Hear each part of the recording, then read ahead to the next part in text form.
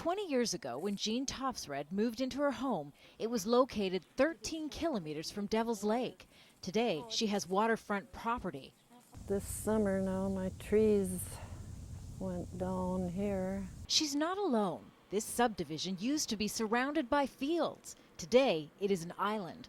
Longtime resident Susan Drezen says she's watched Devil's Lake swallow up homes, farms, and almost everything else in its path. It's a sad situation with the lake, what it's done, and it's coming closer all the time. In the early 90s, Devil's Lake was 16,000 hectares in diameter.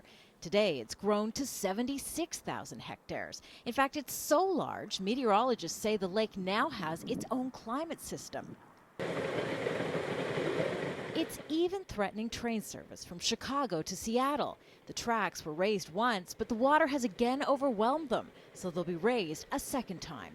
Devil's Lake is the victim of unusually heavy rain and snow patterns that scientists predict will carry on for at least another decade. In the past 20 years, this lake has risen more than 10 meters because it simply has no natural stream or river to take all this excess water away. Combined, the local, state, and federal governments have spent more than $1 billion trying to stop the rising water. Giant trucks can be seen working night and day, raising roads for residents, removing tons of dirt to build massive levees to hold the water back. We've lost 23, 25 subdivisions, a couple of hundred homes, in fact up to 500 homes and/or about 650 structures, including barns, garages, sheds.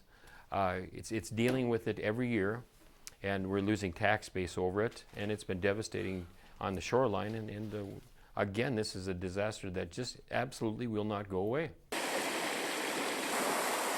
The U.S. government has built a pumping station to move water out of the lake and into the nearby Red River that flows north into Canada.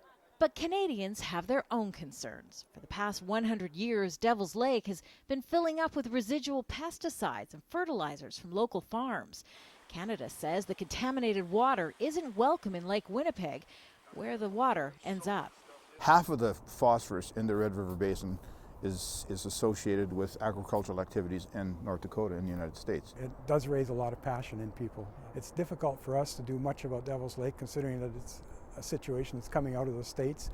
Back at Devil's Lake, David Garski is lifting his home off its foundation and moving it to higher ground before the creeping water claims it, too. It's cancer, eating away at land and all the people around here.